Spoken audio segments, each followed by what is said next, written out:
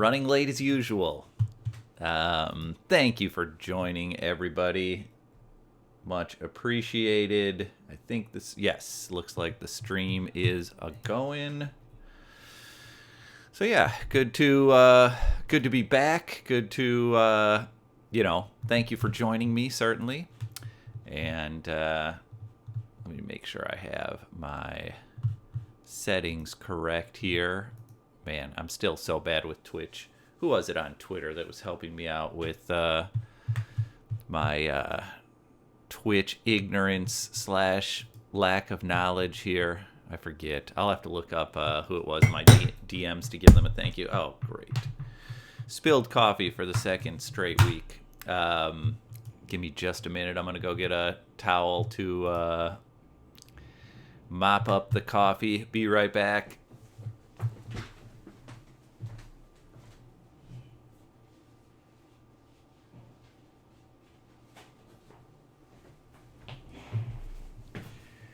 Hello again, everybody. For those of you that joined last week, you may remember me spilling coffee early on in the stream. I've turned that into a tradition, just spilled coffee again. All over the very nice birthday card that my mom got me. It was my birthday on the 9th. Turned 25 years old. I live in Los Angeles, so there's definitely a cultural obsession, I should say, with youth and age and such. And man, I absolutely hate to say it because I do still view myself as like a proud Wisconsinite, and I try to keep some of the sort of Midwestern values, if you will. For those of you that are outside the U.S., that may not mean much, but the Midwest in the United States is less flashy and such than some of the coast, than the East Coast or the West Coast, like Los Angeles, New York. Maybe you'd throw Miami in there a little bit, maybe San Francisco, but yeah, one thing that it's hard to avoid out here is the obsession with youth. There's no doubt about it. Yeah, everybody, maybe not everybody, but most people, many people, I should say, in Los Angeles definitely have a bit of the Peter Pan syndrome going, want to stay forever young, and so yeah, sometimes hard to avoid that part of the culture. So yeah, I'll say 2995, my unofficial, obviously incorrect birth date. But yeah, spilled coffee all over it. Here, let me post on Twitter. Give me just a moment. I am live on Twitch talking about Wi-Fi mobility, meaning roaming. All right, just posting the link here. I know I need to get better about getting organized prior to the start of the stream. I have excuses, but I'm sure you all don't want to hear them. What I say about excuses, and I don't know if this is a great insight or anything like that, but my general point of view on excuses is your friends don't need them, your enemies won't believe them. Meaning that, if I say to you, well, I was working on this and that, or I was all set to, be ready to go on time today, and this happened or that happened. It's like, if you're a pal, you're probably going to be like, that's a little bit annoying that Ben's late or a little bit disorganized at the start of the chat, but I like Ben, he's a friend, and so, I sort of forgive him for that little transgression there. If you're, I know this may sound extreme, but if you're an enemy, so to speak, and you don't like me, how that would be possible, I just don't know. But But yeah, if that were the case, then you're not going to believe it anyway. You're going to be like, this is same old Ben, always late or disorganized for the Twitch stream, and so I don't, I don't believe him anyway. So yeah, that's how I look at excuses. Your friends don't need them. Your enemies don't believe them. So just avoid it. And look, maybe I'm too harsh with that stuff, because what often get called reasons, I typically kind of look at as excuses. It's like people give you kind of the reason why this happened or that happened, why they, whatever, forgot to call you back, or whatever the transgression was. But and they may be good reasons, but it's like, I don't need to know about it. You're my pal, so no harm done with the with whatever it is. I don't know. Like I said, maybe that's too harsh. Okay, so welcome back. Wi-Fi Streaming with Ben Miller every Wednesday at 10 a.m. Pacific time. Currently, we are in Standard Time. Definitely my favorite time of year here in Los Angeles. There's a big movement. I shouldn't say big movement, but there's definitely a movement. Certainly amongst some of those aforementioned Peter Pan syndrome suffering folks here that I know in Los Angeles, to do permanent daylight savings time. A lot of the adults don't like the fact that it gets dark so early during standard time. They want permanent daylight savings time so that we get light later into the evenings. In the middle of winter, we're a little bit past the middle of winter, but in the middle of winter, it's getting dark 4:30 p.m. or whatever it is, 5 p.m., kind of early. So definitely some folks that like the old daylight savings time. I kind of prefer standard time. Number one, early light gives me a good incentive to get up in the morning if I am sort of doing something on my own. For those of you that may be newer to the stream, my background is that I work in Wi-Fi and that I do contracting work. So there are days when I'm kind of having to be a self-starter doing a little writing project. That's kind of what I've been working on recently. We'll see where it goes. We'll see if I'm able to kind of sell it anywhere. But yeah, so I kind of like the earlier sunrise and such. It's annoying that it gets dark early, I suppose, but I don't know. It's like I don't even have kids, but like for those people who have kids, do you really want to be taking your kids to school or sending them off to school when it's pitch black outside so that you can have year-round daylight savings time, so that you can have the sunset at 5:30 instead of 4:30 when in winter?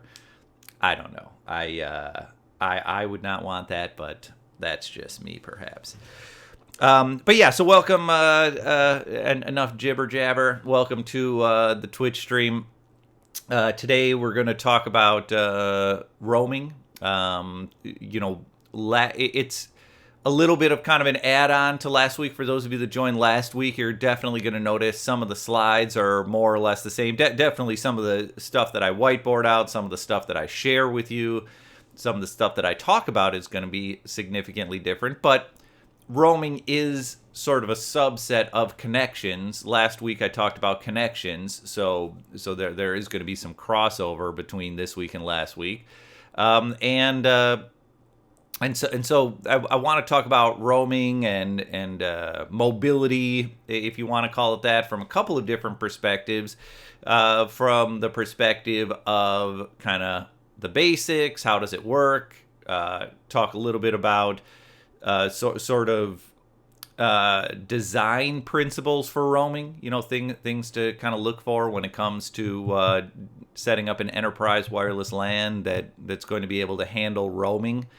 And look, there's not that much different between good roaming design and just good basic Wi-Fi design. It's if you have a Wi-Fi network that struggles because of design issues or because of configuration issues, chances are it's also going to struggle with roaming. if you have a Wi-Fi network that's good with roaming, chances are that network is also going to be good with, with just basic connectivity and getting people to connect. I mean, there's some little things that might be different between a network that's designed to support roaming or a network that's more, I don't know, designed for high capacity, high user capacity. But for the most part, Wi-Fi network design principles tend to stay the same across different needs that you might have. So we'll talk about kind of the basics of roaming and how it works. We'll talk a little bit about design. We'll talk also a little bit about troubleshooting. And I'll give you some links, show you a couple of examples. It's a little bit of a tricky topic in terms of the captures. I was looking, and I'll have to do another stream on roaming at some point in the future, because I just don't have a lot of saved stuff of captures. When I decided to do roaming this week, this shows me being disorganized again. When I decided to do roaming this week, I kind of thought back, and I was like, okay, I should have some captures. Let me look through my stockpile of captures and find one that shows some roaming, but I really don't. I really don't have enough captures of roaming tests, of roaming clients to kind of share with everybody. I don't know exactly what happened. I know that I had a little mistake recently, and I wiped out literally like 15 years of archives from one of my hard drives. All sorts of pictures, all sorts of music, movies. I'm sure there were a ton of captures on there, but I don't know. It was just one of those huge brain farts where I was looking to try to find a way to open up some space to do some backups, and I just clicked the wrong button, and then all of a sudden it was completely deleted. And I realized, there's a lot of safeguards in place nowadays, so I had to click buttons multiple times, but I was just kind of absentmindedly, okay, yes, click. And then all of a sudden the hard drive's kind of like, oh, whoops, that was my main hard drive. I don't have a ton of examples on the capture side, but I'll do my best. I'll at least show you a couple of examples of what I'm talking about here with roaming. A little background again for those of you that may be new to the stream, may not know me, whatever. The name's Ben Miller. This is definitely not me. You can see what I look like down there in the lower right-hand corner of your screen on Twitch here. This is just a beautiful picture that I really like from Apple's Keynote application, from their presentation application, kind of some stock photos, and I just love that picture. Such a nice picture. Got the coast in the background there and everything. Looks at least somewhat similar to the California coast with the mountains in the background. Not sure if that was shot in California or not. But yeah, so that's not a picture of me, but my info's over there on the left. Obviously, Ben_sniff Wi-Fi on Twitch. That's, you know that if you're watching this stream. Or I guess maybe not. I do upload these to YouTube, so if you're on YouTube and you want to watch live, Ben_sniff Wi-Fi. Ben Miller on Twitter. I'm not super active on Twitter these days, but I try to get on Twitter occasionally. I have a blog. I haven't blogged in several weeks, but I know last week I said I have a blog post. I just need to go in and edit it, and I did not actually go in and edit it this week. Had a couple other things I was working on this week. There I go with the excuses again. But yeah, I got to get more active on that. And then if you want to contact me kind of off of all this stuff, you see the email there, ben_miller@icloud.com. So let's talk a little bit about roaming. Let's talk a little bit about mobility. It's roaming and mobility is a really tricky one in my opinion, because it's just so hard to get user feedback at the relevant time. This happened to me, part of my background for those that may be newer to the stream. I worked at USC, a very large university. That's my alma mater. That's where I went to school, was USC. I worked at USC for right around a year, not that long ago. I've done consulting work in mostly in office spaces, but also in some K through 12 consulting. And the problem I've run into over and over again when it comes to roaming is no complaints, but problems. Meaning that, I'll talk to the network engineers, or in the case of USC, I was on the network engineering team, and we won't have any tickets for roaming for mobility or anything like that. But then, if a ticket does get opened up, when you talk to the person who opened up the ticket, it's like, yeah, this has been a huge problem for a while. I just never open up a ticket. Or if you get a chance to interact with your users, you talk to them and say, yeah, everybody knows that in this part of the hospital, you tend to drop connection from the Wi-Fi while you're walking there, in this area of the office, or just in general, people who move between classrooms generally always, lose their connection, so they've kind of given up on it. And so, and it kind of makes sense when you think about it, right? It's like, if you put yourself in the user's shoes, the user is just trying to use Wi-Fi. Their basic point of view on Wi-Fi and technology is they just don't want to ever have to think about it. They just want it to work. They're not really into learning about it or giving you details about it or anything like that. So they just want it to work. And if it doesn't work, they're moving somewhere. That's the nature of roaming. The nature of mobility is you're moving somewhere. You probably have somewhere to go. So it's probably not at the top of your list to be, let's say walking through a university campus, have your, FaceTime that you're trying to do with your parents or something like that. If you're a student, have your FaceTime drop or get choppy while you're walking through the middle of campus, and then say, oh, Mom, Dad, let me hang up on this FaceTime and call the IT department, where you probably don't even know the number. They probably have some convoluted automated call system where you don't even get a chance to talk to someone until you hit 3 or 4 different numbers.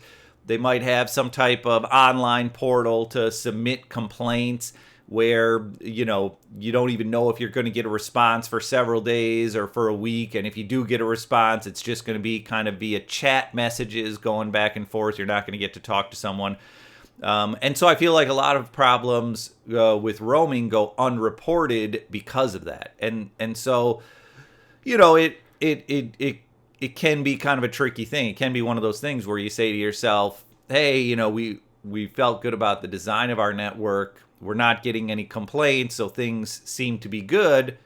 But then at the worst possible time, you find out that people had problems. It's like the complaints build up to the point where people complain, and then it's like a big, major issue. Like, oh, we had this big, conference at one of the conference rooms in our hospitals. Everybody was complaining about the roaming. Why didn't you do anything about this? Why is our network so bad? And so, yeah. So it's, it can be a frustrating thing. Another big reason why I wanted to talk about it this week is, look, I know there's some skeptics in the Wi-Fi community about 5G, about the forthcoming cellular technology.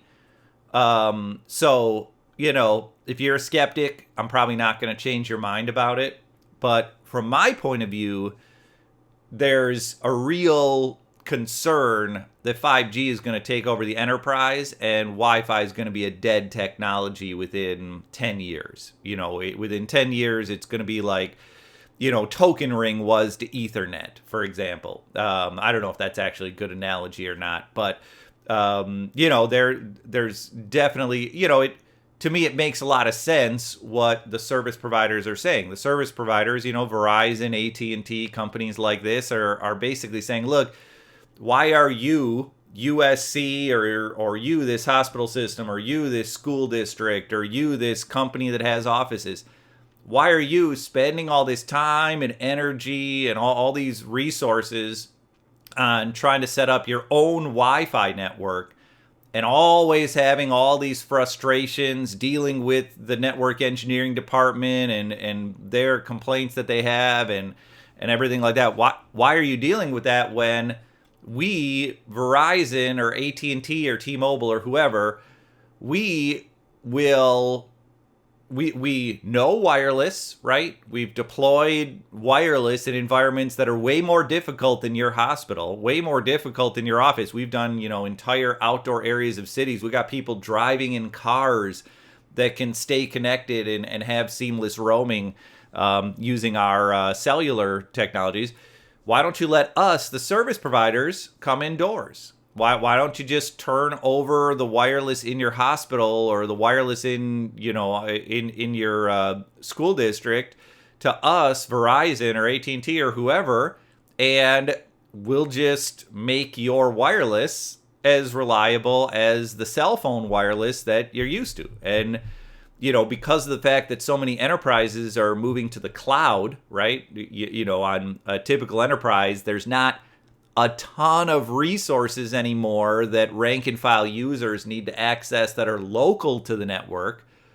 That can be kind of an attractive proposition. The CIO of a school district or of a hospital may look at that and say, yeah, why am I dealing with these buffoons in network engineering who are, blaming the users and everyone complains about them and we know the Wi-Fi is not that great. Why are we even dealing with that?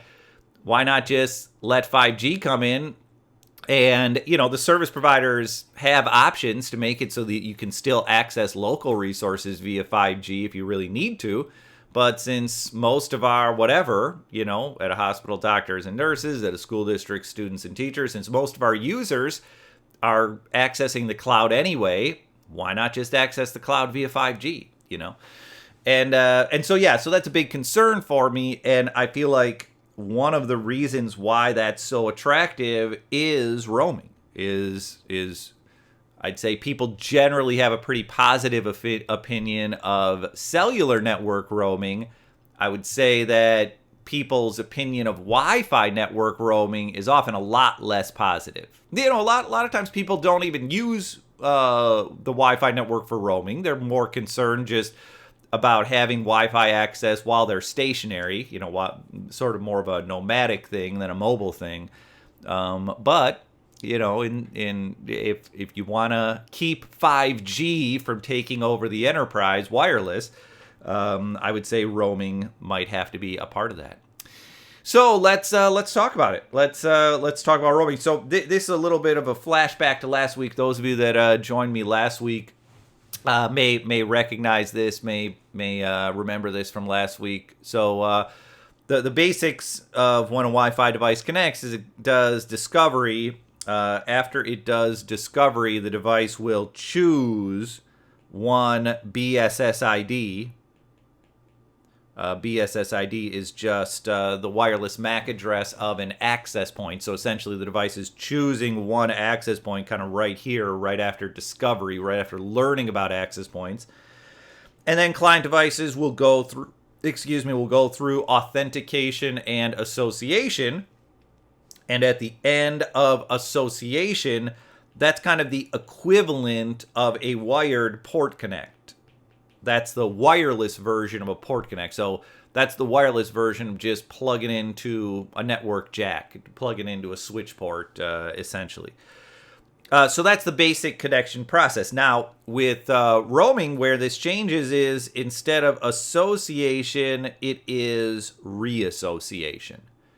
So it's the same basic process. Again, to quickly recap for those who may not remember from yesterday, let's say we have a few APs around here. We have our little client device. So the client device is going to do discovery with every AP. So step 1 is going to be discovery. And again, that is going to be with every AP. Discovery is just the client device learning about the AP. I'll bring up the old wireless capture here to show you a little bit about discovery again. Give me just a moment here.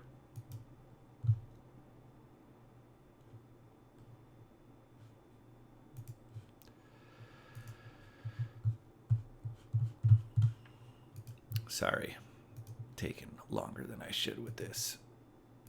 There we go. So yeah, there's a little reassociation request. You know, there's the client device. Oh, this is a malformed reassociation request. I do not want that. Let's search on reassociation requests again. And let's add a little column here so that we can see if this is a corrupted packet or not. Malform packet. Why am I not seeing the... Sorry, what I'm looking for there is the frame check sequence. That's another one that's malformed. Is this one good? This one might be good. Yeah, this one looks good. There we go. Oh, frame check sequence unverified. Let's make a column out of that guy. Let's get rid of frame length on wire. Maybe let's do that.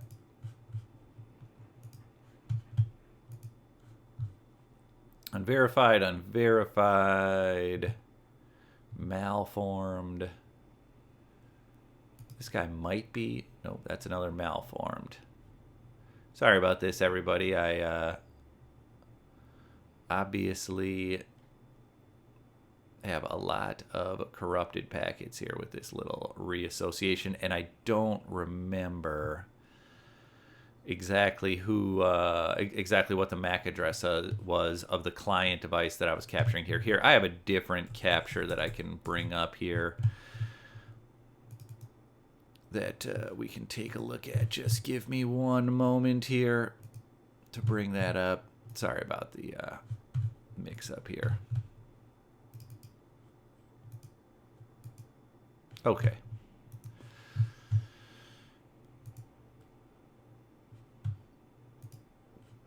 So yeah, there's the little reassociation request, and for discovery is in these beacon frames. So you can see kind of what the access point supports in these beacon frames. RSN information being the security information. If you see this, so this is the key thing that I wanted to show you all. If you see this mobility domain, then that's the access point's way of telling the client device that the access point supports fast roaming. And I'll put that down as a little note in the chat area there. Mobility domain inside a beacon or a probe response means fast transition is supported. So if you see that little MD, that little mobility domain, that means that fast roaming is going to be supported. But yeah, so again, kind of getting back to what I was talking about before. I guess I probably should have finished the drawing here. Whoops. Sorry, I'm all over the place here. Forgot to put the old PowerPoint in front. There we go. But yeah, so again, when a client device is going through roaming, I'll kind of finish this up. So we have our access points here. We have our little client device here, our little laptop, and our client device is going to do discovery. Discovery, also sometimes called scanning. Once the device does discovery, once the device listens for those beacon frames and or perhaps does some amount of probing, then the device is going to choose one BSSID. Whoops, choose one BSSID, meaning one AP, meaning one access point. So let's say in my case here, my client device chooses this AP. And then from there, my client device is going to do a series of messages with that AP. From there, my client is going to do its authentication and association. Okay. Now, the next step is if the client moves. So now this is where the mobility part comes in. You know, let's say, for example, here, let's say my client is moving over to the right in my little drawing here. Then if the client moves, the client is going to do discovery again. The client is going to choose a new AP. A new BSSID or AP. And then once the client and I did write that high enough, hopefully. Yes, I did. Okay, good. Once the client chooses that new AP, then the client is going to go through, Then the client, our step number 7 here, is authentication and reassociation. So my little client device is going to go through these, various steps here with a new access point. And so that's the basic way that the roaming process happens. Now, there are kind of some options there. We saw a little bit of that with what I was showing you in Wireshark, and I'll bring Wireshark up again shortly. When it comes to this step number 7, there are kind of 2 options there. One option is the client can do a full authentication, a full reassociation, and authentication. And then the second option is the device can do a reassociation with 802.11r fast transition, or FT. The whole idea of doing the roaming with 802.11r with FT is there is no EAP. There is no server-based authentication.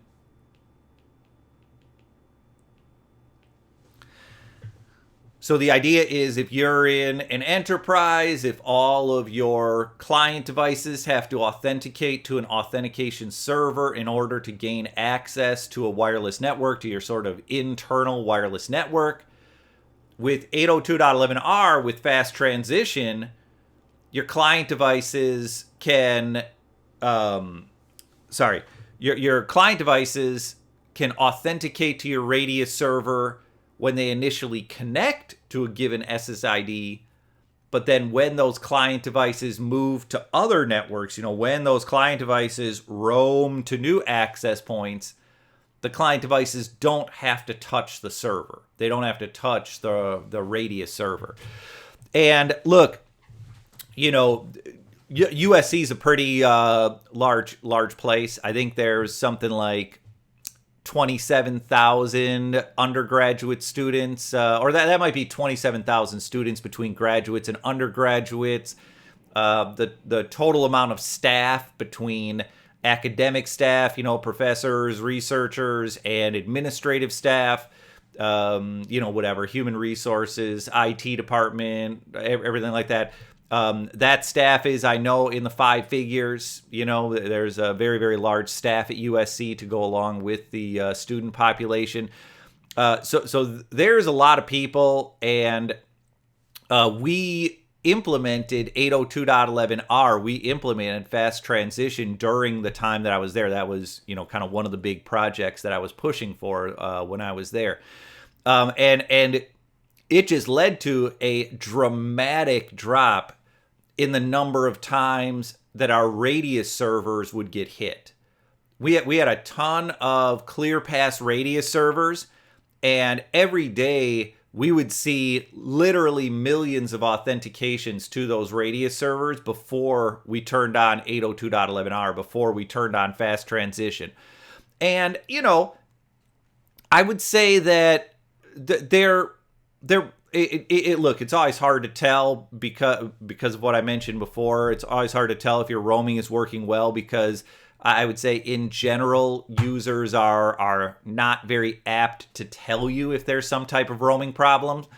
But before 802.11r, the roaming seemed to work fairly well. Certainly when I would walk around campus, I would say typically there weren't major problems. Sometimes I would drop a FaceTime call if I was in the middle of a FaceTime call or something like that. Sometimes the Wi-Fi would go out and my phone would kind of fall back to a cellular network for a few seconds. But I wouldn't say it was like a major issue. And look, we also had roaming design problems in the outdoor areas of the university. So I don't want to kind of say that that the lack of 802.11r was a big problem. But I can definitely say that once we implemented 802.11r, the number of authentications to our radius servers went way down. We still had humongous numbers of authentications compared to the number of devices that were Wi-Fi devices that were on the network. But that was because some folks that were sort of in the previous network engineering regime had set up a bunch of Apple TVs to connect via Wi-Fi and had set up the network. I don't know why exactly this decision was made, but the decision was made to put those Apple TVs on the secure 802.1x part of the network rather than on the open part of the network. But what that ended up resulting in was millions of failed I shouldn't say millions, but definitely thousands. I don't know, maybe definitely tens of thousands, maybe even hundreds of thousands of failed authentications per day, because we had a 1-year expiration policy on the radius passwords, on EAP authentication passwords, and so what would happen would be you'd set up an Apple TV at a department. Let's say the engineering department, the business school, whatever it was. They would have the Apple TV in the conference room. They'd be using the Apple TV. Fantastic. And then at the end of the year, the Apple TV would sort of mysteriously lose its connectivity via Wi-Fi. And it was just because of the fact that all EAP passwords were required to expire at the end of 12 months, at the end of 1 year. But then what was happening was in the departments, they looked at the Apple TV and they were, oh, okay, I see an Ethernet jack in the back here. Let me just plug that in. The problem was with these older generation Apple TVs, even if it had an Ethernet jack plugged in, it would keep on authenticating to the wireless or attempting to authenticate to the wireless over and over again. It would still use that wireless authentication profile. Or in some cases, when the Apple TV stopped working, people just got a different device. People in the business school would just say, the Apple TV doesn't seem to work. Let me get some other video conferencing tool in here that I know more about. So we actually still did have hundreds of thousands of failed wireless authentications hitting our radius servers, hitting our EAP servers every day. But it wasn't because of roaming anymore. It wasn't because of students or faculty or researchers walking around campus and having their devices have to authenticate over and over and over again. It was just because of these Apple TVs. A little non sequitur there, I know. The other thing that I noticed from just my own testing was a much faster roaming experience. It was just, you could see it in Wireshark. You could see that it might be, 2/100ths of a second, 20 milliseconds to be able to roam from one access point to another after fast transition. It might have been 10 times that, or maybe I shouldn't say 10 times that, but definitely 5 times that before fast transition. It might take 100 milliseconds or maybe even more than 100 milliseconds to roam with authenticating to the radius server or the EAP server. So definitely noticed faster roaming this way. Definitely noticed or definitely noticed fewer hits on our authentication server. Did it make a perceptible difference to users? That's the part that I never did get to find out. It's just, it's tough to get that information from users. There were cases where, if we did get a trouble ticket about roaming, I would try to get that information from the user and say, hey, we made a change here in May. Did things seem better or did things seem worse, on or after May 1st or whatever the date was. But I didn't really get back much feedback there. Maybe it didn't make a huge difference. One of the things I always like to mention about this, so kind of these are the two options with roaming. One option is your client device is going to, after it has connected, after it's sort of on a network and after your client device moves somewhere, one option is your client device is going to look for access points, choose an access point, and then do the full authentication, do your full server-based authentication, your full EAP authentication, EAP authentication. The other option is your device is going to do this fast transition. Your device is not going to have to do EAP when it goes through roaming. The other little thing I like to point out about this is when I was going through the process of trying to get this implemented, of trying to get 802.11r fast transition working at USC, I definitely encountered a lot of resistance, especially from the vendor. Especially the vendor was saying, hey, Ben, we don't recommend that you do 802.11r across this campus. You're going to run into client issues, et cetera, et cetera. As it turned out, when I initially tried to do 802.11r, we did run into issues. But it was a infrastructure AP controller code issue, not a client issue. A big thing I always like to point out about roaming and 802.11r is that there's a little bit of kind of a myth out there. There's this myth that fast transition or 802.11r can cause clients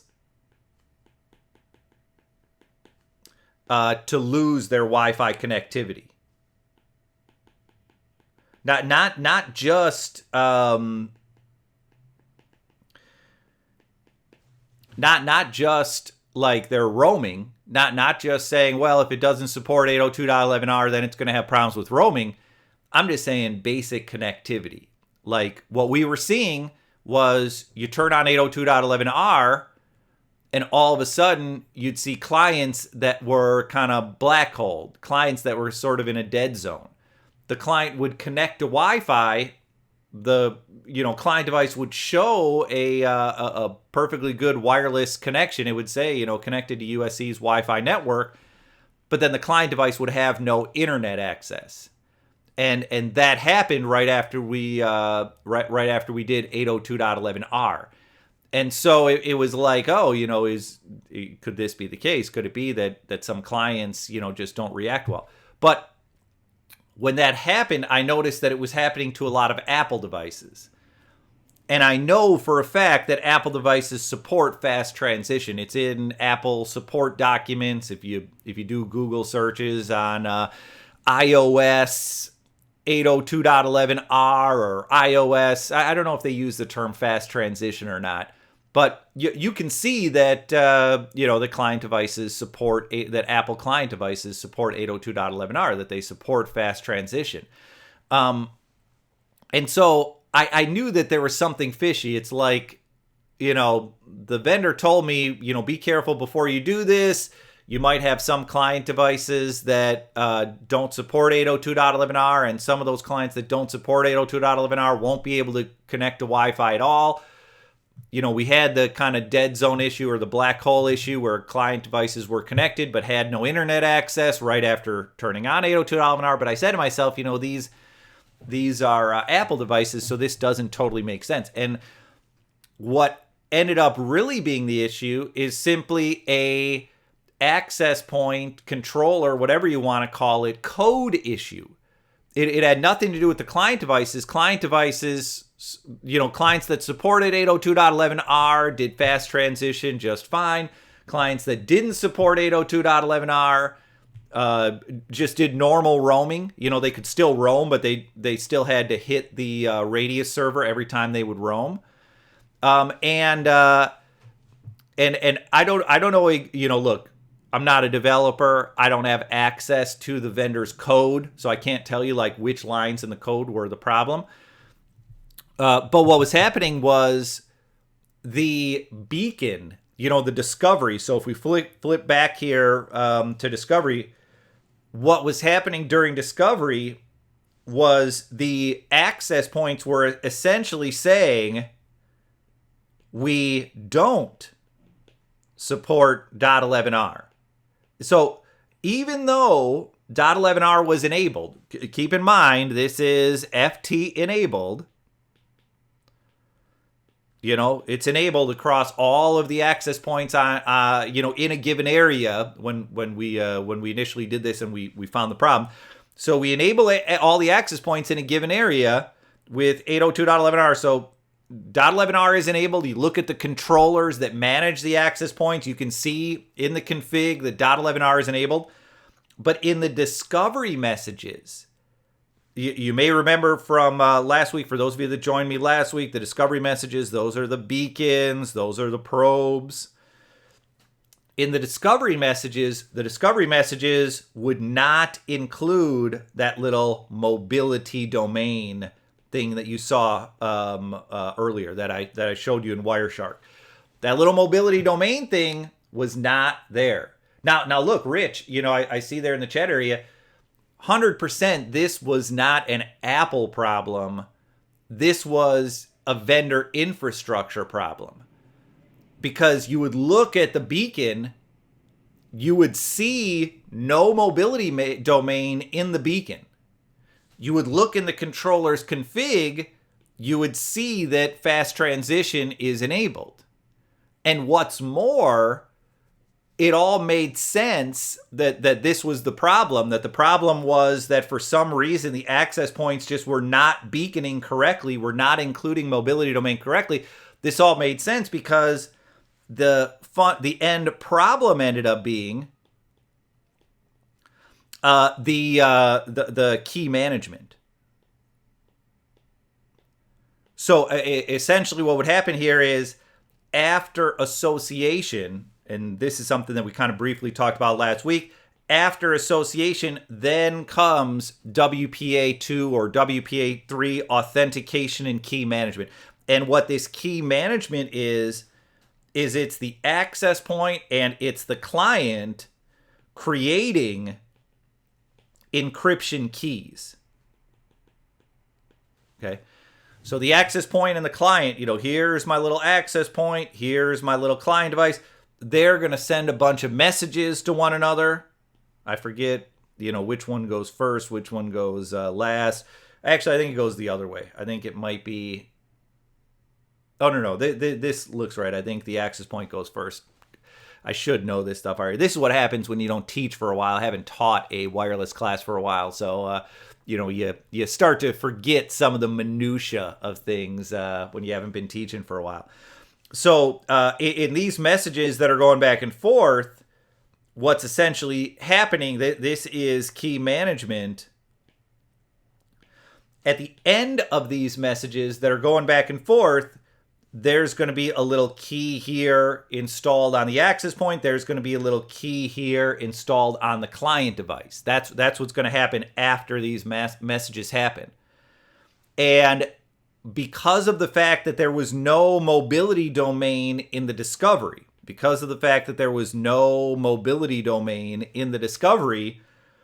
client device was essentially creating the wrong key. The client device was creating a key based on mobility domain not being enabled, whereas the access point was creating its key based on mobility domain being enabled. Even though the access point wasn't telling the clients, even though the access point, when it sent out its little beacon frames, was kind of saying to the client, no, mobility domain isn't enabled. Mobility domain actually was enabled on the controllers that manage the access points. And so therefore the access points were creating a key based on mobility domain being enabled. So this ended up being the problem. And luckily I completely stumbled on a solution. It was basically just reboot the access point. I stumbled on that completely by accident. It was actually a mistake that I had personally made. I was troubleshooting. So, it's like, so here's kind of the timeline, right? Is I'm working at USC.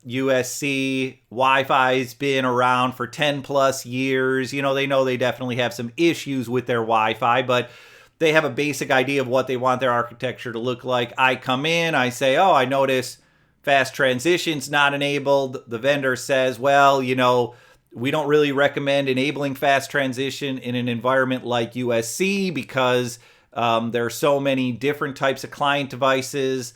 Some client devices don't support fast transition, and some of those client devices that don't support fast transition are actually going to lose their Wi-Fi connectivity if they see fast transition. And I, having been around Wi-Fi a long time, I said, well, look, guys, please don't take this the wrong way. No offense on any of this, but that's out of date information. Like back in 2012, maybe like 2013, yes, there were client devices where if the client didn't support FT and the client saw a beacon that included mobility domain that included FT, sometimes the clients just wouldn't connect. The client would sort of freak out and not connect. But that just hasn't been the case. There's been a lot of firmware updates, driver updates, operating system updates since 2012, 2013, since this era when those problems existed. And so now, these conversations were happening about a year ago. And so now in 2019, those problems just don't exist anymore. We're not, it's just out of date information. And so it was like, we went back and forth about it definitely, but eventually it became, like, okay, this is our network. It's not the vendor's network, and I just seen so many issues not having FT, seeing the millions and millions of times that the authentication servers were being hit unnecessarily, seeing the slow roaming when I was on campus and thinking, we could get roaming a little bit faster by enabling FT. The fact that our population of students and researchers and professors, really was Apple centric, and knowing that Apple supports FT, so we were likely to get a big boost from that, and so I enable it. Things go to crap, right? Client devices don't connect within whatever it was, definitely less than an hour, probably a lot less than an hour. But I don't remember the exact timeline because, I was kind of in the middle. It's like update, test a few things. Okay, things look pretty good so far, but then start getting reports of people's client devices not having internet access, being like, uh-oh, is this, a big problem? Do we need to back out of this? Okay, yes, we need to back out of this. So it's like I enable it. I back out of it. I say, this doesn't, because of the fact that it was Apple devices and because of the fact that Apple devices support FT and because of the fact that on the last big project I was on, now this was only a company with about 20,000 employees, so relatively large size, but not like the biggest company in the world, right? 20,000 employees. And I wouldn't say it was the heaviest Wi-Fi usage. So you typically didn't see even 20,000 client devices in a day. In a given day, you didn't see 20,000 unique client devices on this other network. I can't really talk about which company it was, but I had seen on this other company they used a different vendor, a different access point vendor from what USC used. We turned on fast transition at that other company, no problems whatsoever, right? So at USC, turn on fast transition, we have all these problems. Like, okay, USC is a different environment. It's a different vendor. Maybe there is an issue. But then I noticed, if Apple devices don't work, it's kind of, a red flag. And then I noticed the mobility domain not being in the beacons. It's like, okay, this is definitely an access point code issue, because if fast transition is on, then the beacon should show fast transition. It should show the mobility domain information element in there. And so, the next step in the process was I went back to our SEs. I said, hey, we think this is a access point problem. And, we got no help whatsoever. Basically, the SEs were like, well, we told you not to enable 802.11r in the first place. And I'm like, well, fine. So you told us not to enable 802.11r in the first place. Noted. But your APs have a code problem. Like, whether you want us to enable .11r or not, look at the config. You see fast transition. Look at these beacons. There is no mobility domain element. Look at the 802.11 standard. The 802.11 standard says that if 802.11r is enabled, then a mobility domain information element will be in the beacons. Look at these things. This isn't like me talking. This is just the facts. Look at these things, and there's clearly a code problem. And, look, I understand that at a big infrastructure vendor, there's always going to be some code issues. You're never going to be able to address everything, right? You just don't have the manpower for it. You just don't have enough developer, or manpower / female power. I don't want to be sexist there. But yeah, you just don't have enough developers, enough coders to look, to go after every little problem. And so, from this vendor's point of view, the attitude was just, all right. So we'll just tell everybody don't use FT, and we'll just use this out-of-date information about client devices not supporting FT to kind of back that up, and we'll just kind of leave our code problem as is. But then what happened is I made a separate mistake. I forget exactly what I did wrong, but I was like trying to troubleshoot something, and I accidentally sent some command that rebooted an AP. Luckily, in the area in the building where I did the AP reboot, we had a pretty dense deployment of APs, so it didn't cause major problems. I don't think it ended up causing any coverage gaps. Still a little bit embarrassing to do that in the middle of the day. But so I accidentally reboot this AP. The AP comes up, and I notice, lo and behold, the mobility domain information element is in the beacons. And so what the solution ended up being, I don't know exactly why this was the case, but it's just APs needed to be power cycled, needed to be rebooted in order for them to properly beacon with 802.11r. And I'm sure there's some like software, thing. I remember years ago teaching a wireless class up at the Googleplex on Google's campus. And, I kind of got slapped on the wrist a little bit because there was something or other that I was talking about of like problems with devices. And I was like, whatever, you reboot the access point, something changes and it fixes it. And that got a very negative response because Google's a software company. And so from their eyes, there's always a software reason. Like, it should never be, well, you rebooted the AP and it fixed it. It's like, no, there's something in that code, or there's something with the physical properties of that device that's causing the issue.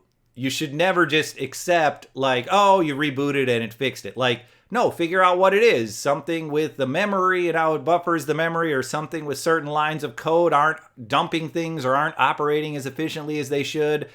That's the real reason why there's the problem. The solution is never just reboot it, But in any case, as a network engineer, you got to get things done quickly. So from my perspective, it was like, all right, reboot it. And so sure enough, whatever it was, a month or so later, after more arguing with the vendor SEs and them being like, no, we don't want you to do this. Don't do 802.11r.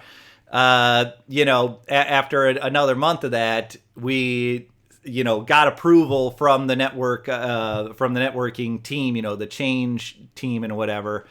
We got approval. So like at whatever it was, 3 a.m. or whenever these change windows were, it was like, okay, we're going to turn on 802.11r, but then we are going to literally reboot the entire campus. We're going to purposefully go through and make it so that every single wireless access point on USC's campus has to reboot. And it worked. As soon as the APs rebooted, they started beaconing with the mobility domain element. Apple devices and other devices that supported FT were able to roam much more quickly than before. We had way fewer hits on our Radius server than we had before. We had no complaints about issues due to 802.11r. There was one case, and I never got to resolve it because it was kind of towards the end of my tenure at USC. There was one case of a guy who had like a 15-year-old laptop that just wasn't connecting properly. It was an 802.11b laptop. It was that's how old it was. So, 802.11b stopped being sold at retail in like 2006. I mean, it's literally been, you have to have literally a 15 plus year old laptop to have it be 802.11b. But his laptop might have been having this problem because we could never get his laptop kind of consistently connected with the internal Wi-Fi. The timeline of when he said he started having problems is a little bit difficult to discern because during the time that we did the upgrade, a lot of people had already, the spring semester had already ended for a lot of people. A lot of people had already finished their exams. And so it's like, if you weren't on campus over the summer, you may not have noticed the issue. And he did say like, oh, when I was here for spring semester, it worked. Now for fall semester, it's not working very well, but I never did get a chance to get to the bottom of it. But the point is, we had one device that might have been having a problem due to the usage of 802.11r, but it ended up being a big positive. Exactly. You know what I used to do, Rich, is I would just give people USB adapters. It was, I know I shouldn't do that stuff. I know that's a bad precedent to set, but like I talked about it with the network engineering team. I'm like, look, can we just set aside a few $1,000s a year to give people wireless USB adapters for devices that are problems? Like this way, we don't have to spend our time on this stuff. We don't have to make network configurations that are going to affect, tens of thousands of people for one or two little devices that are we're just, let's take, $2,000 out on the petty cash credit card, buy, a couple of dozen of these little wireless USB adapters and just outright give them to students. Just tell the student, look, plug in this USB adapter, whatever. You might need to download drivers to install it and just use the USB adapter instead of your internal Wi-Fi. I could never get that approved, but I did on more than one occasion just take matters into my own hands. And when I was kind of at my wit's end, I'd say, look, here's a USB adapter. Just use that. Okay, you're connected now. Just use that. Don't tell anyone that I'm handing out free USB adapters to people. So yes, but good option to do a GoFundMe.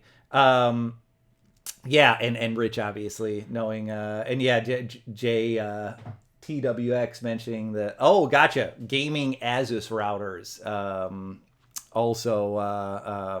Or sorry, the supposed upgrade from a gaming Asus router. Sorry, I got the chat on a different screen, so apologies for reacting late to the chat.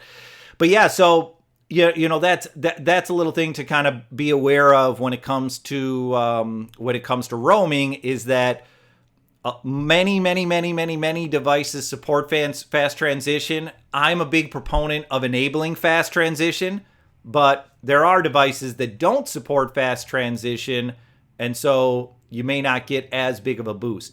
Again, though, I do want to make it clear that, look, I've spent a lot of time looking at a lot of different wireless devices over the past, 5 Fast transition became part of the standard in '08. If I remember the timeline correctly, we started seeing devices that support fast transition maybe 2011, maybe 2012, so a few years later.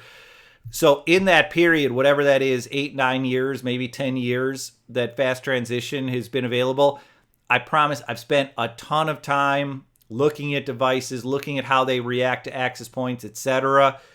I'm telling you, I really do believe that this is a myth.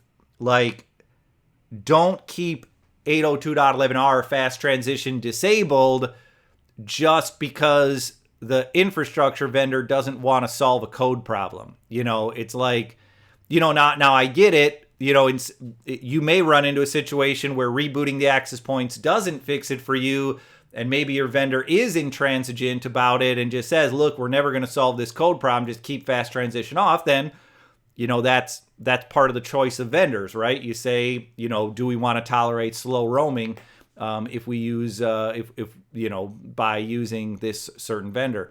But yeah, I would say certainly with the big boys, you can get fast transition to work. You can definitely get fast transition to work. Other little things that I want to do.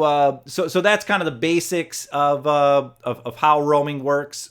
The device is gonna move somewhere, then it's gonna do discovery, it's gonna do its authentication and association.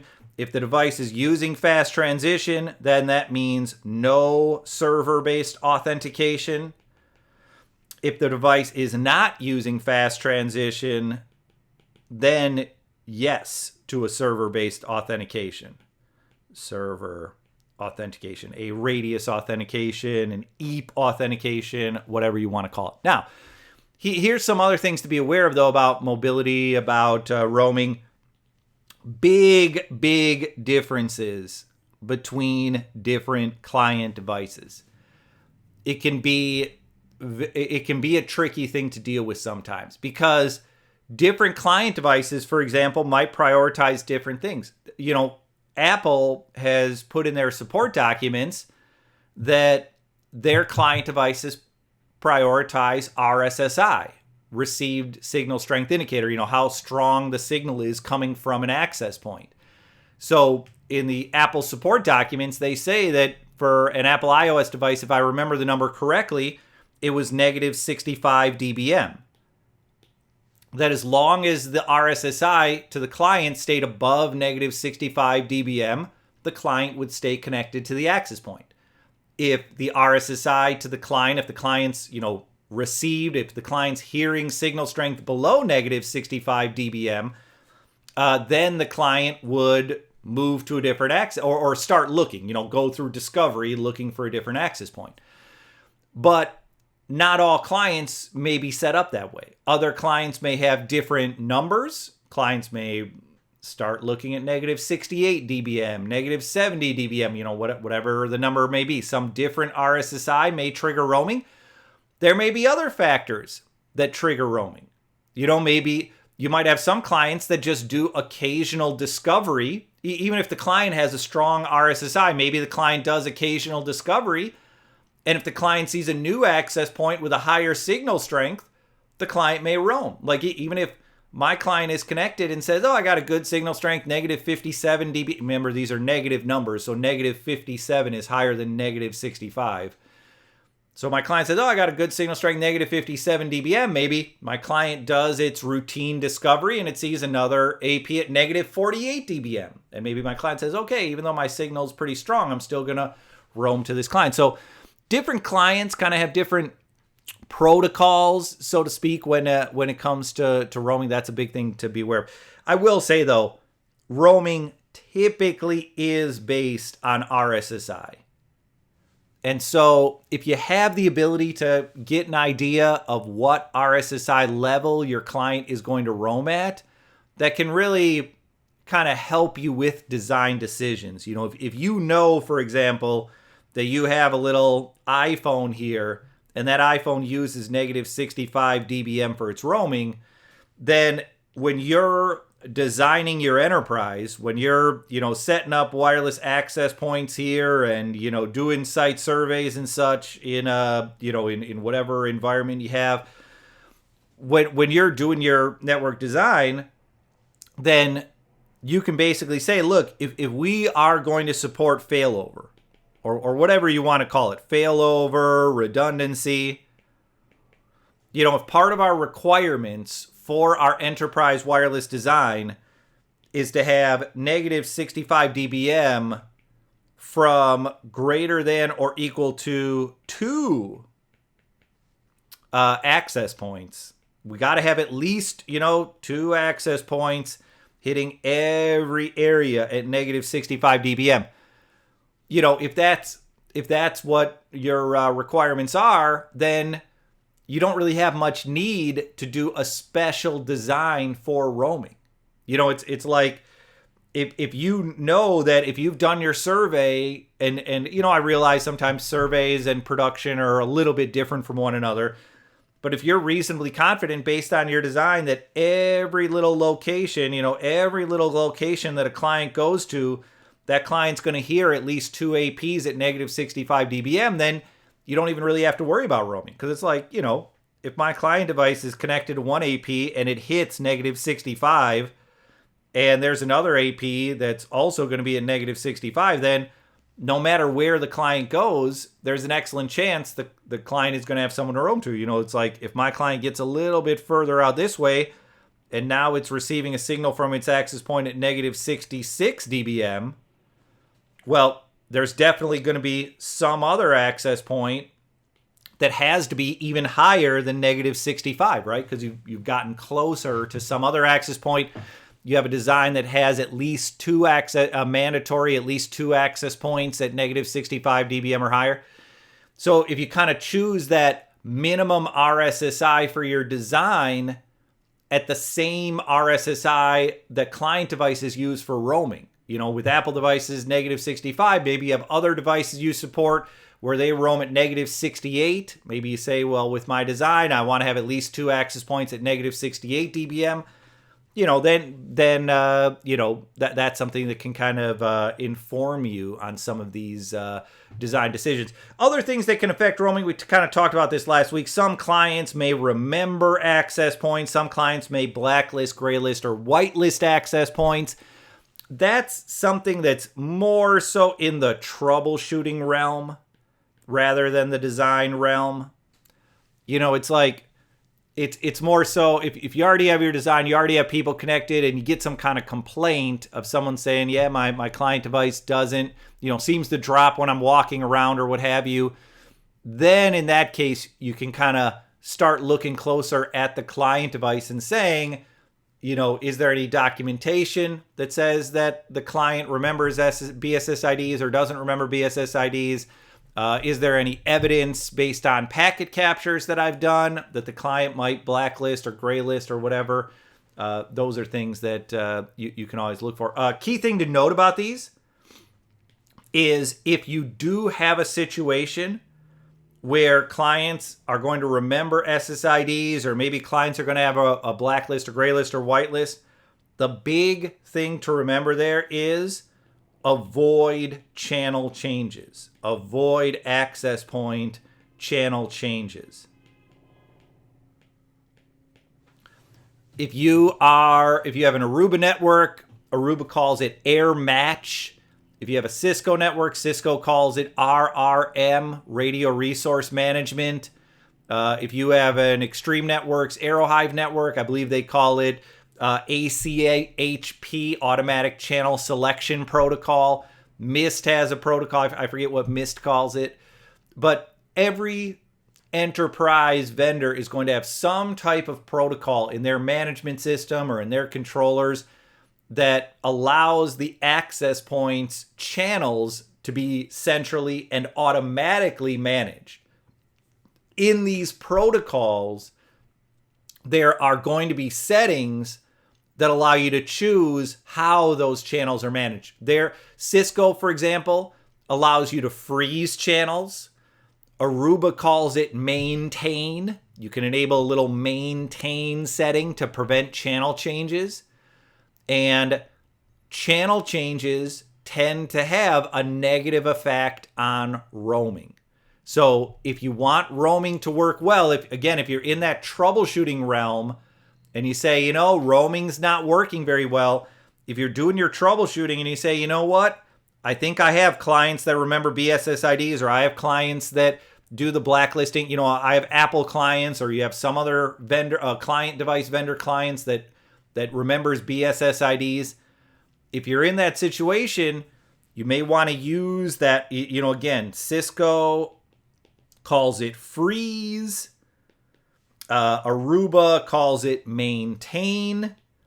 You may want to use one of those settings to prevent channel changes, because channel changes negatively affect roaming. What's gonna happen here. I'll try to flip back to my little diagram where I have the access points. What's going to happen here is, let me choose a color that will work. When my client device moves over to this area and my client device kind of says, I need to roam, my client device, if it remembers BSSID, is going to look on the channel of the access pointer of the BSSID that the client remembers. So if the client remembers, okay, last time I roamed, I was on access point number 2 and I roamed to access point number 3. Access point number 3 was on channel number 52. The next time the client roams, the next time the client says, okay, I'm on channel 2, the best access point, I'm going to look for the best access point. Last time I roamed from channel 2, the best access point was channel 3. The client is going to begin its roaming process by looking on channel 52.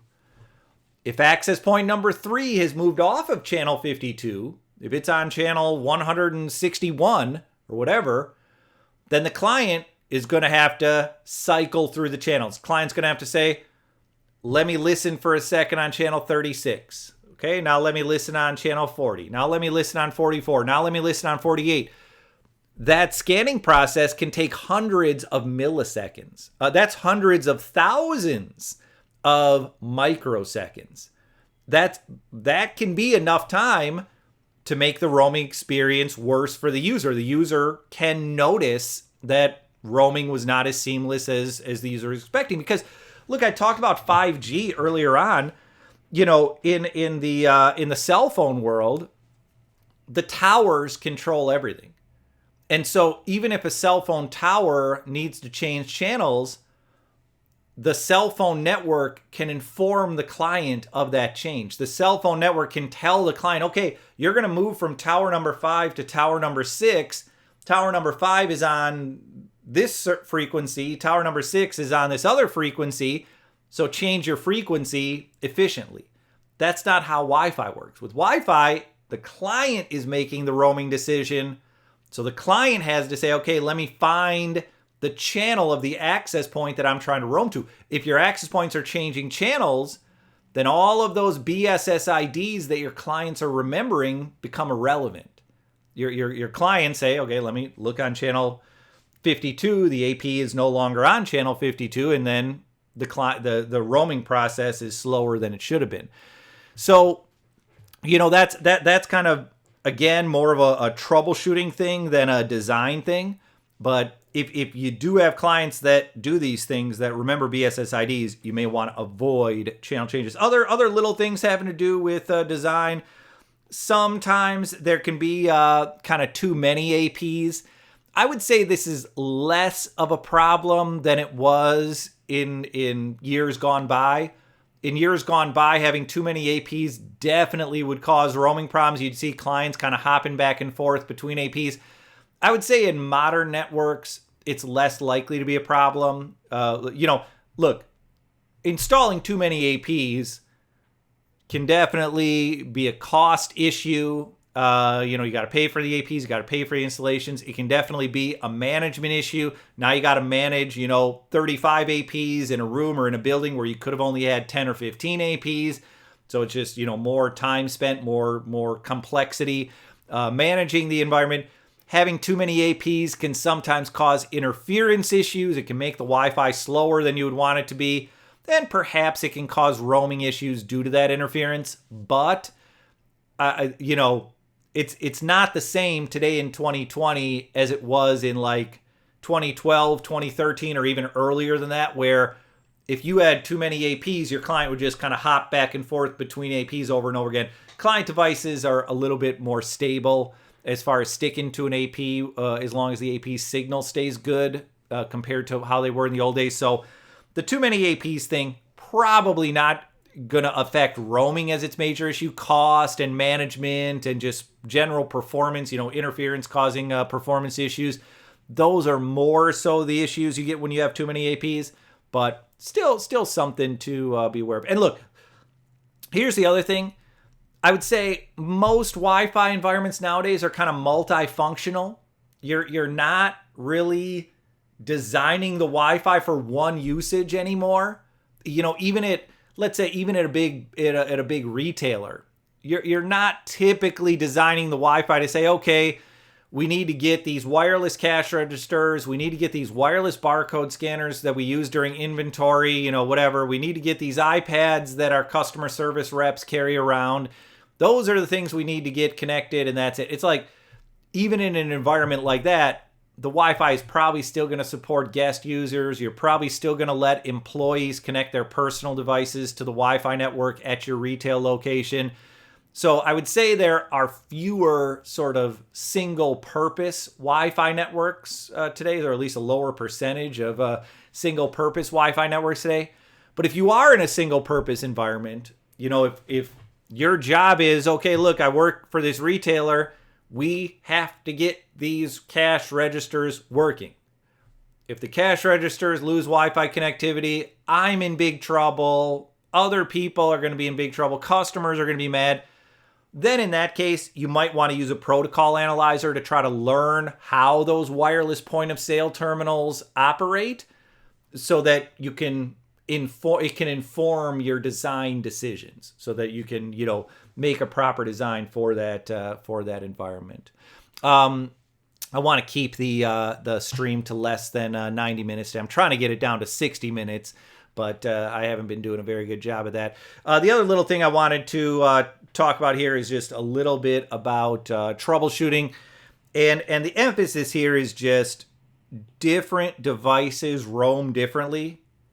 So if at all possible, try to use the production device when you're troubleshooting. Look, you can get information from a lot of production devices. The information you're looking for when you're troubleshooting roaming, you want to know the BSS ID. You want to know which access point your client device is connected to. You want to know the RSSI that the client is getting from that device. You want to know the channel and the channel width that the client device is on. That way, if you see nearby APs, you can get an idea if those nearby APs are interfering. That's what you're kind of concerned about for the nearby APs, is any kind of interference that may be in the area, or perhaps any kind of roaming options. What are the options for my client device to connect to if my client device does need to roam? So that's the type of information that you can get from, or if you can get that information, that type of information can often be very helpful when it comes to troubleshooting roaming issues. And look, there's other things as well, like you can look at the logs on your management software, your monitoring tool. I mentioned at USC, we used Airwave for management. We used Neon's Avoyance for monitoring. So those things were very helpful when we when we encountered roaming problems. And then, I mentioned already the use of the protocol analyzer as well. But for this information here, sometimes it can be tricky to get it from a production device. One thing you can look for is scanner software. I mentioned what a huge fan I am of Wi-Fi Explorer, specifically Wi-Fi Explorer Pro. That one is from Adrian Granados. If you go to adriangranados.com, sorry, there's no space here. That's just one word, adriangranados.com. That is a tool for Mac, so you can't use it on Windows. For Mac, I have used Acrylic Wi-Fi. Acrylic Wi-Fi is a nice tool as well. And so if you have the ability to use these scanner tools, again, on a production device, then typically you can see which BSSID am I connected to, what's the received signal strength, what channel am I on, are there nearby APs? Those things can be very useful. Sometimes you can see it on the client device without having to install separate software. For example, with Mac OS devices, you can hold the Alt key, which is also called the Option key, when you hit your little Wi-Fi icon. I'll show you an example of what I'm talking about here. Do the Alt key or Option key so that you can kind of get that information. So here's my little Wi-Fi icon. Those of you that are on Macs may have seen this before. You choose your network, you enter your password, whatever. If I hold the Alt key or the Option key, there we go. Notice it shows me the BSSID. You can see it right there in the middle, hopefully. It shows me the channel that I'm on along with the channel width. You can see it right there below. It does not show me a list of nearby access points, but macOS devices do come with this wireless diagnostics tool. Here's what the wireless diagnostics tool looks like. Give me just a second to kind of bring it onto the screen. There's the wireless diagnostics tool.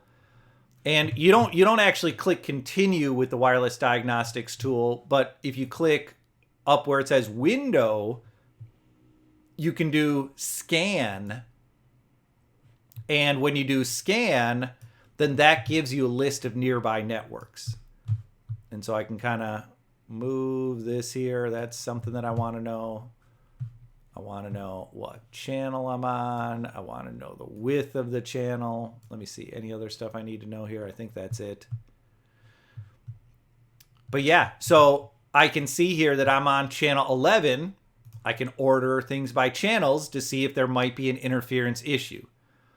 My other network here on channel 149. Let me move that a little bit so you can see it better.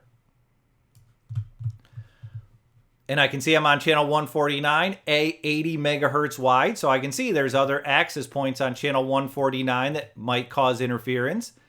I also see there's other access points at high signal strength that might be good for roaming. Now look, none of those other access points use the SSID of attic, so I can't actually roam to those. But if you were looking at this little scan here and you saw a bunch of your access points, using your SSID, then you can get an idea by looking at this RSSI column if there's something that's close enough by that would allow you to connect to it, consistently, would allow you to likely be able to roam to that access point. So this is something that's just part of Mac OS. If you are a Windows user, let me see, I actually have a virtual machine here. So it might take a second before the virtual machine starts up. But I'll try to get the virtual machine up and running here so I can show you that. So I can show you that in Windows. And then I also can show you a little bit with Apple iOS. So this is my iPhone here. In Apple iOS, you can install a Wi-Fi diagnostics tool.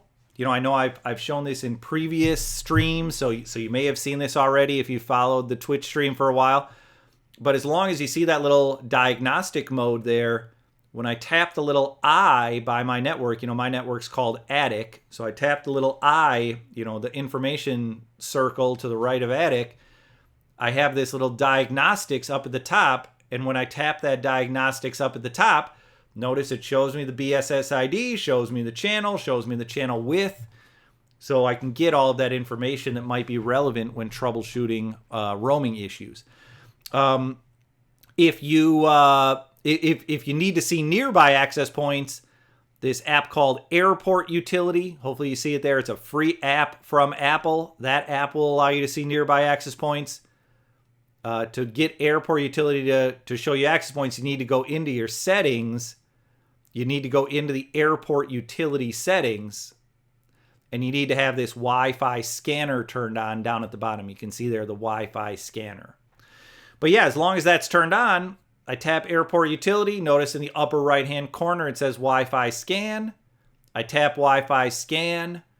And now I can see all of the networks that use the SSID ATTIC. I'll type in ATTIC, and it'll show me all my networks that use ATTIC. So that way I can get an idea of whether there are nearby networks for my device to roam to. You know, maybe I'll find there's just not nearby networks with a high enough signal strength. Maybe I'll find that there are networks with a high enough signal strength, but maybe one of those access points has a problem. Maybe the access point needs to be rebooted. Sorry if any of you work for Google, but you know, I'm not much of a software person. Man, one of the things I want to do on a future stream is talk about using the WLAN Pi, but I'm so incompetent when it comes to software that I just have not been able to figure out how to get this WLAN Pi to do wireless captures.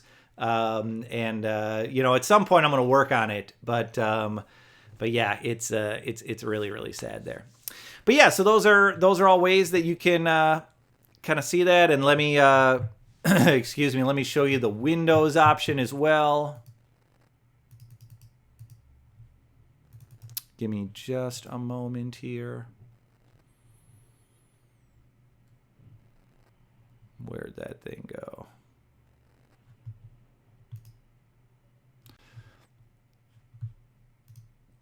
Yeah, so there's my little command prompt. Let me make sure that my wireless adapter was seen.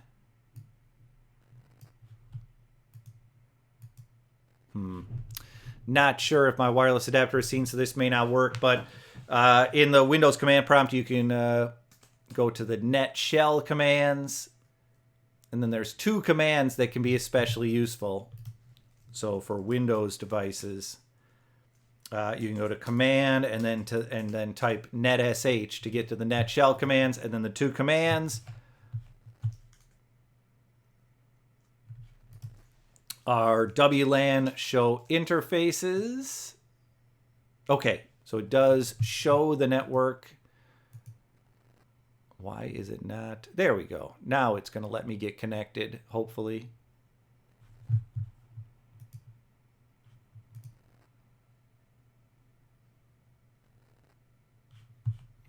And the other command, so WLAN show interfaces. The other command is WLAN show networks mode equals BSSID. So even if, you know, you have a user who you're supporting who doesn't want to install, you know, some type of software on their device to kind of help you out a little bit with troubleshooting, you know, even if that's the case, you do WLAN show interfaces. And notice it shows me the BSSID. It shows me the channel that I'm on. It does not show me the channel width, but it does give me enough information where I can kind of deduce the channel's width. You know, this receive rate and this transmit rate that I'm seeing here, those rates are only possible when I'm using an 80 megahertz wide channel. So it does show me some information. Actually, for some reason, it looks like it's not updating on Twitch for me the way I want it to.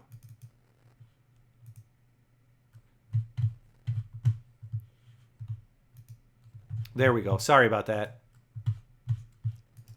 Yeah, so hopefully you can see that there. It tells me the BSSID that I'm connected to, tells me the channel that I'm on.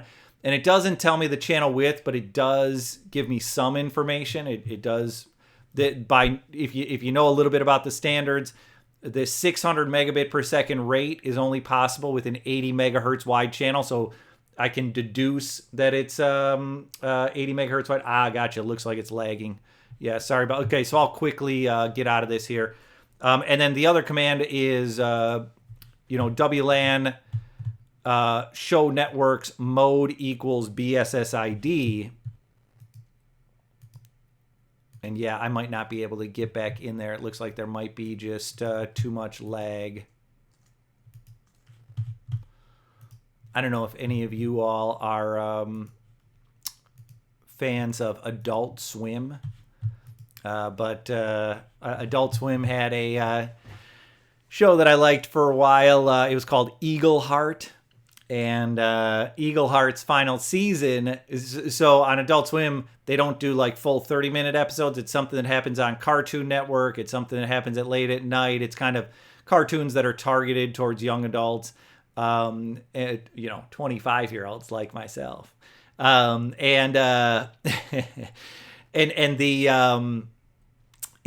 Adult Swim, this show Eagle Heart, it did its last season as like a movie length thing. So it was in whatever 15-minute chunks over the course of, let's say, 8 weeks or so, but it all added up, maybe 10 weeks. It all added up to 1, 2, or 2.5 hour movie.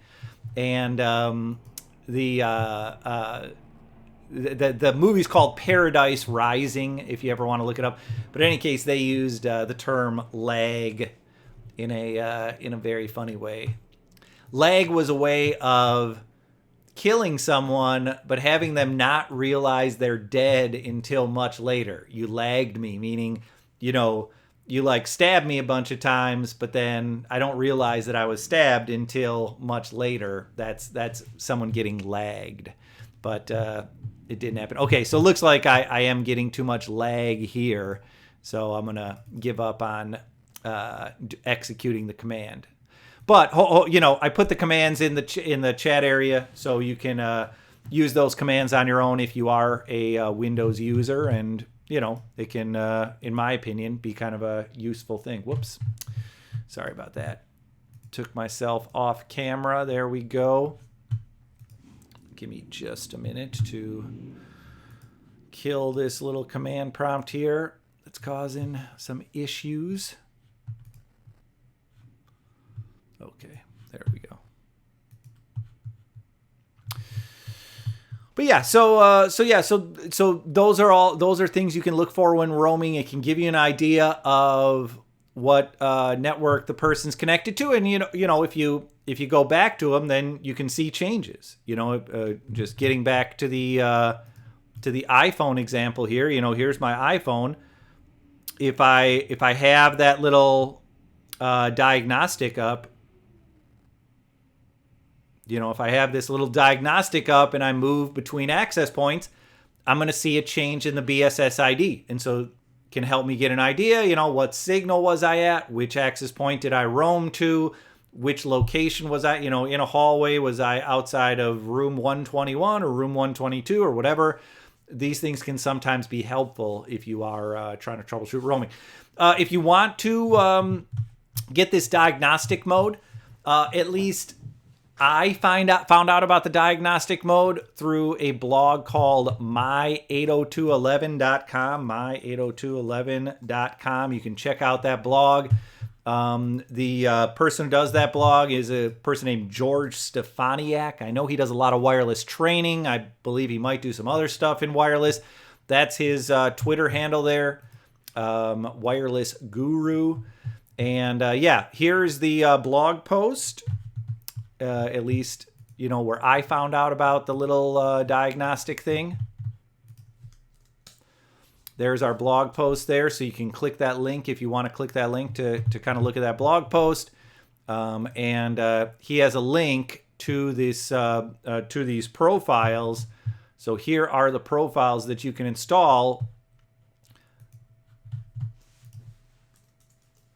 And so basically the idea is kind of, on an iOS device,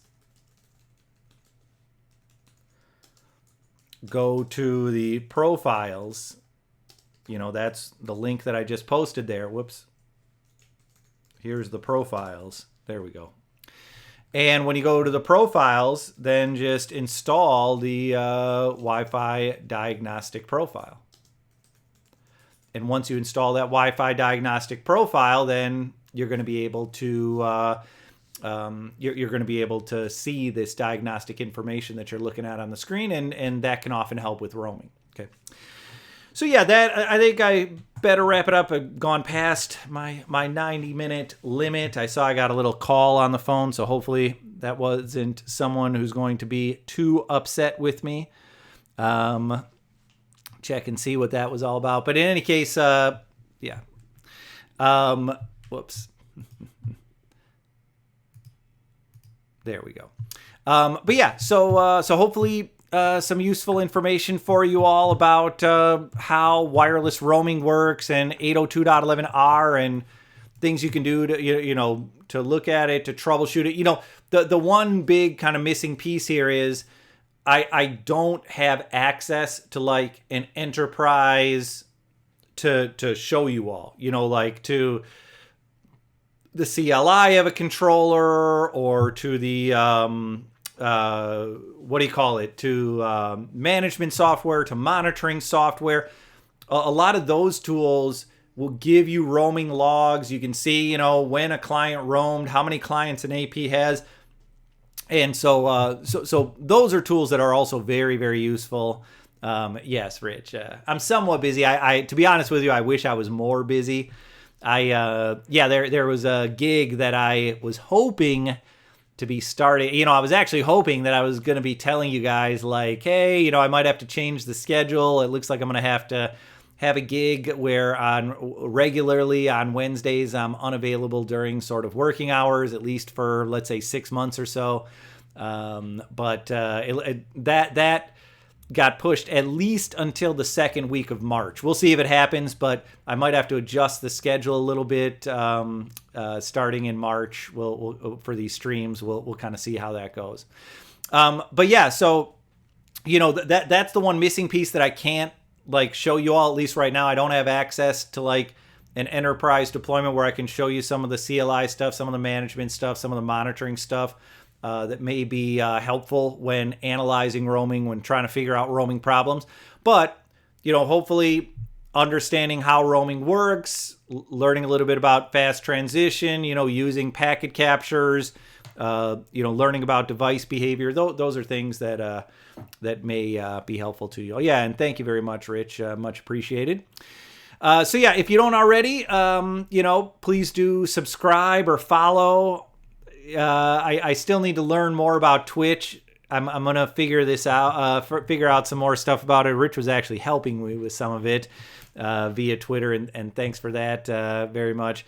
And and I'll be back on Wednesday. I know I said I'm gonna start doing 2 streams a week. I don't know if this is gonna be the week that I'm able to do that, but I'm gonna hopefully be able to get that second stream going this week. And that's the thing. Even if this new gig does start, I'm still going to find an hour, at least an hour and a half per week to get on Twitch. It just might not be at 10 a.m. on Wednesdays. That's one of the things I am at least going to talk about with the organization that I might start doing some work for. Is I'm going to say like, hey, is it possible to kind of work a little bit of a later schedule on Wednesdays? But I know that some of the work that I would do would be on site. And when you do work on site, you kind of got to work around other people's schedules. So I'll make sure I'm still on Twitch once a week, at least, hopefully twice a week. But it may not be Wednesdays at 10 a.m. Eastern, 6 p.m. UK time. All right, everybody. Yeah, have a good rest of your week. Thank you very much for joining. I'll be back next week. And look, I'm always open to suggestions on topics. I still have a few more topics that I have ideas for. But yeah, feel free to contact me. I'll put up the contact information as we sort of wrap up here again. Yeah, if you want to contact me at all, use that contact info and, let me know what you think might be a good thing to talk about. Otherwise, have a good one. And I will see you all next week, Wednesday, 10 a.m. Pacific, 6 p.m. UK time.